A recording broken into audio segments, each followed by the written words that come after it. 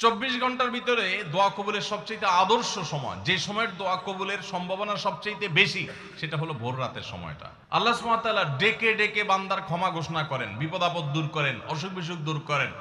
এই সময়টা হলো রাতের শেষ প্রহর, ফজরের আগের সময়টা, তাহাজ্জুদের সময়টা। 11 মাস ধরে আমরা নানা ব্যস্ততার অজুহাতে আমাদের তাহাজ্জুদ পড়ার সুযোগ হয় না, ভোর রাতে ওঠার সুযোগ হয় না। ভাইরা আমার, রমাদানের মাস, আপনি তো সাহরি খাইতে প্রায় প্রতিদিনই উঠছেন। আপনার যেহেতু সাহরি খাওয়ার উদ্দেশ্যে উঠাই লাগে, তো আপনি কেন এই মাসে সাহরির সময় ভোর রাতের এই সময়টাতে যখন আল্লাহর সাধারণ ক্ষমা ঘোষণা করেন, ওই সময়টাতে আপনি কেন শুধুমাত্র খেয়ে পরে আপনি মসজিদে চলে যাবেন ফজরের জন্য? অবশ্যই আপনি সাহরি খেতে উঠলে 2-5 মিনিট সময় বের করে বিশেষভাবে আল্লাহর কাছে দোয়ায় মনোনিবেশ করবেন। আমাদের একটা বড় ভুল হলো সাহরির এই সময়টাকে দোয়ায় আমরা মনোনিবেশ করি না। সম্ভব হলে 2 রাকাত নামাজ পড়েন, 4 রাকাত নামাজ পড়েন। সেটা যদি না পারেন, তো সাহরির খানা শেষে অথবা আগে আপনি আপনার রুমে গিয়ে লাইট বন্ধ করে নিরিবিলি জায়গায় একটু আল্লাহর কাছে হাত তুলে একটু চোখের পানি ফেলে চান, দোয়া করেন। দোয়ার এই সুযোগটা 11 মাস আপনি পান না, রমজান মাসে সাহরির উসিলায় পেয়েছেন, তো আপনি সেই সুযোগটা কেন হাতছাড়া করবেন? আমি বিনয়ের সাথে বলতে চাই, একজন মানুষের যেন আমরা এই সুযোগটা হাতছাড়া না করি। আমি পারতপক্ষে কোনোদিন এই সুযোগটা হাতছাড়া করি না ভাইরা। যেদিন কিছুই করতে পারি না, ওইরকম দোয়া করার সময় হয়তো নাই, কোনো কারণে দেরি হয়ে গেছে উঠতে উঠতে, ওই দিন খাইতে খাইতে মনে মনে দোয়া করার চেষ্টা করি, প্লেটটা ধুইতে ধুইতে দোয়া করার চেষ্টা করি। কারণ মুয়াজ্জিন ফজরের আজান যখন দেন, ওয়াক্ত যখন হয়, তার আগ মুহূর্ত পর্যন্ত আল্লাহ তাআলা দুনিয়ার আসমানে এসে তারপরে বান্দাকে ডেকে ডেকে বলেন, আলা মিন মুবতালান, তোমাদের মধ্যে কেউ কি অসুস্থ আছো, ফাআফিয়াহু, আমি তাকে সুস্থতা দান করব। আলা মিন মুস্তাগফিরিন ফাগফির লাহ, তোমাদের মধ্যে কেউ কি আছো ক্ষমা প্রার্থনাকারী, আমি তাকে ক্ষমা করে দিব। এভাবে ডেকে ডেকে আল্লাহ তাআলা দিতে থাকেন। টোটাল 24 ঘন্টার মধ্যে যেই সময়টার দোয়া ফেরত দেয়া হয় না, যেই সময়টার দোয়া মিস হওয়ার সম্ভাবনা খুবই কম, আপনার দোয়ার বেসিক শর্তগুলো ঠিক থাকলে এই দোয়া কবুল হওয়ার সম্ভাবনা জোরালো, সেই সময়টা হলো ভোর রাতের সময়টা। রমজান মাসে এই সময়টাতে দোয়ার যে সুযোগ তৈরি হয়, দোয়ার যে বিশাল সুযোগ আপনি পান, এই সুযোগটা হাতছাড়া করে আপনি শুধুমাত্র খেয়ে দিয়ে এই সময়টাকে পার করে দেন, এটা কখনো বুদ্ধিমানের কাজ হতে পারে না। এই জন্য রমজান মাসের ভুলগুলোর মধ্যে থেকে একটা হলো যে সাহরির সময়টাতে, ভোর রাতের সময়টাতে, দোয়া কবুলের গুরুত্বপূর্ণ সময়টাতে আমরা দোয়া তো করিই না। অনেকে ওই সময় আজকাল সাহরি পার্টি বের করেছেন, তামাশা বের করেছেন, অনেকে টেলিভিশনের প্রোগ্রাম দেখেন। কোন কোন চ্যানেলে সাহরির সময়ের কোন কোন প্রোগ্রাম আমরাও মাঝে মধ্যে, এগুলো আগে রেকর্ড করা থাকে। সাহরির সময় আমরা টেলিভিশনে প্রোগ্রাম করতে চাই না, আগে রেকর্ড করা থাকে, সেগুলো চলে। এগুলো হলো তাদের জন্য যারা টেলিভিশনে হারাম জিনিস দেখবে, ওই টাইমটাতে সে যেন হারাম জিনিস না দেখে ভালো কিছু দেখে। আপনাদেরকে আমরা বলবো, কখনো ওই ভোর রাতের ওই সময় ইসলামিক প্রোগ্রামও দেখতে যাবেন না। আপনি ওই সময়টাতে আল্লাহর সাথে কথা বলবেন, ওই টাইমটা ইবাদতের সময়, ওই টাইমটা দোয়া এবং রোনাজারির সময়। আমরা বেশিরভাগ মানুষ এই ভুলটা করি যে রমজানে আল্লাহর কাছে পাওয়ার এই বিশাল সুযোগ আমরা হাতছাড়া করে ফেলি। আমরা এখন থেকে সাহরিতে উঠলে দোয়া করব তো ইনশাআল্লাহ। আল্লাহ আমাদের সবাইকে তৌফিক দান করুন। অনেকে রোজা রেখে থুতু গিলাটাকে দোষণীয় মনে করেন যে রোজা রেখে বোধহয় থুতু গেলা যায় না, এই জন্য ঘন ঘন থুতু ফেলে দেখবেন অনেকে আছেন। বিশেষ করে নতুন নতুন যখন রোজা রাখে পোলাপান, তখন দেখবেন যে মিনিটে মিনিটে থুতু ফেলে। আছে না নাই? এই ঘন ঘন রোজা রাখে, আপনার থুতু ফেলে কেন? কারণ মনে করতেছে থুতু গিললে তার রোজা ভেঙে যাবে। ভাই, থুতু যদি আপনি না গিলেন, আপনি বাঁচবেন? থুতু না গিললে কেউ বাঁচবে? যতই আপনি থুতু ফেলেন, আপনার থুতু তো কিছু না কিছু ভিতরে যাবেই। যদি না যায়, গলা শুকিয়ে গেলে তো আপনি মরেই যাবেন। এই জন্য এটা একটা ভুল যে আমরা মনে করি থুতু ফেলা লাগে। রোজা রেখে রোজার কারণে এক্সট্রা কোনো থুতু ফেলার দরকার নাই। আপনার মুখে বালু চলে আসছে, একটা মশা ঢুকে গেছে, আপনি রোজা আছে, এটা যেন ভিতরে না যায়, সেজন্য থুতুটা ফেলে দিলেন, এটা ভিন্ন কথা।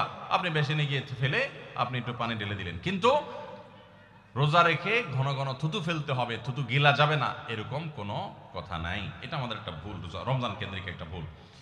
আমরা বেশিরভাগ মানুষ রমজান মাসে ফজরের নামাজ পড়ে এসে ঘুম দেই। আপনার যদি রাতে ঘুম না পুরে আবার দিনে ডিউটি থাকে, ঘুম একটু যদি যাওয়াই লাগে, তো ফজরের পর পর ঘুমাবেন না।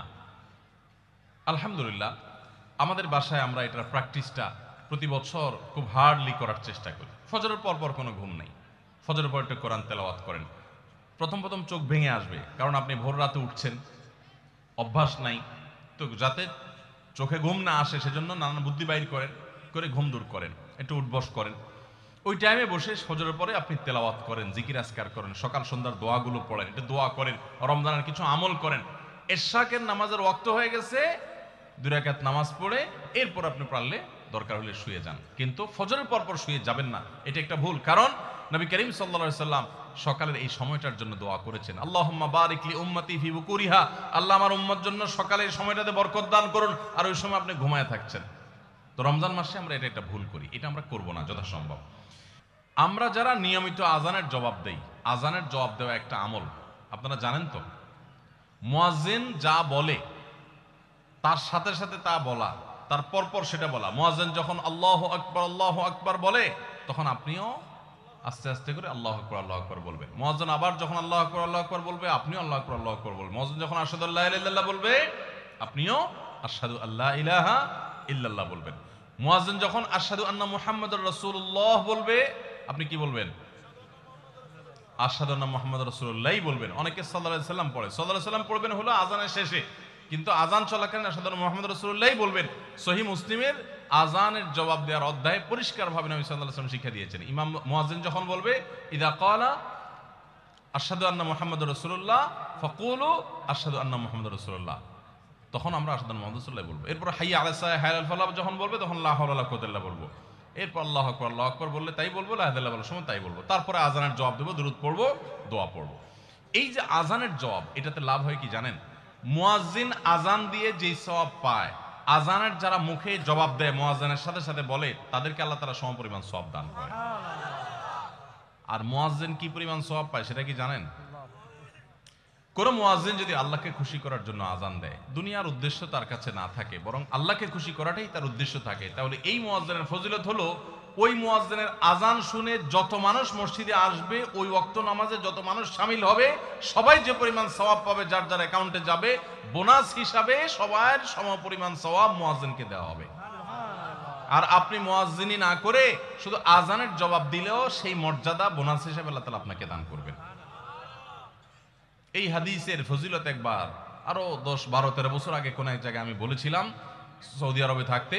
তখন এক ভদ্র মহিলা আমাকে বললেন, হুজুর, এই হাদিসটা আপনার কাছ থেকে শেখার পর, জানার পর থেকে আমি মক্কা শরীফের লাইভ আজান নিয়মিত ওই টাইমে, আমি রেডিও শুনি না, মোবাইলে বিভিন্নভাবে লাইভ আজানটা আমি শোনার চেষ্টা করি এবং ওই মুয়াজ্জিনের সাথে সাথে জবাব দেওয়ার চেষ্টা করি। কারণ আমার যখন এটা জানা হলো যে মুয়াজ্জিন যত পরিমাণ সওয়াব পাবে, তত পরিমাণ সওয়াব পাওয়া যাবে, তো মক্কার মুয়াজ্জিন সাহেবের আজান শুনে যত মানুষ প্রতি ওয়াক্তে নামাজ পড়ে, এত বেশি নামাজ তো দুনিয়ার অন্য কোনো মসজিদে প্রত্যেক ওয়াক্তে পড়ে না। সো আমি লক্ষ লক্ষ মানুষের নামাজ পড়ার সময় সওয়াব, মুয়াজ্জিনের পরিমাণ পেতে চাই, সেজন্য মক্কার লাইভ আজানটা আমি ফলো করি।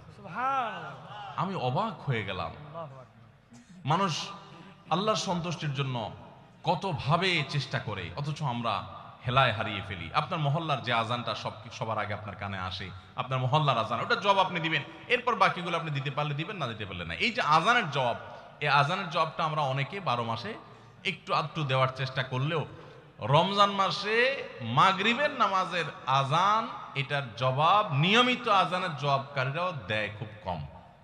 এটা রমজানের একটা ভুল। কেন দেয় না? কারণ সেই আসরের পর থেকে নিয়ে 10, 12 পদ, 13 পদ, 14 পদ ইফতার সামনে নিয়ে বসে যে দাঁত কচকচ করতেছিল, হাতগুলো শুধুমাত্র আকুপাকু করতেছিল যে কখন আপনার বেগুনি ধরবে, কখন পেঁয়াজু ধরবে, কখন বুটমরিতে হাত দিবে। যখন আকুপাকু করতেছিল, সূর্য ডুবছে, মুয়াজ্জিন সাহেব আল্লাহু আকবার হাঁকা শুরু হয়েছে, আর হুমড়ি খেয়ে অমনে ঝাঁপায়া পড়ছে, খাইতে খাইতে কখন আজান শেষ হয়ে গেছে টেরও পায়নি। ঠিক না বেঠিক? আপনি খান, ওয়াক্ত হয়ে গেছে, সাথে সাথে আপনি খেলেন, আজান শুনলেন, সাথে সাথে আপনি খেলেন, ভালো কথা। একটু মুখে দিয়ে খেতে খেতে, খাওয়ার ফাঁকে ফাঁকে মুয়াজ্জিনের আজানের জবাবটা দিয়ে ফেলেন। কিন্তু ম্যাক্সিমাম মানুষ আমরা এই ভুলটা করি। আমি খেয়াল করে দেখেছি, যারা নিয়মিত আজান দেয়, তারাও আজানের জবাব দেয়, তারাও দেখেছি এটা করে না, অর্থাৎ ভুল হয়ে যায়। তাহলে আমরা লক্ষ্য করবো তো ইনশাআল্লাহ, মাগরিবের সময় ইফতারের ফাঁকে ফাঁকে আমরা আজানের জবাব দিয়ে দিব।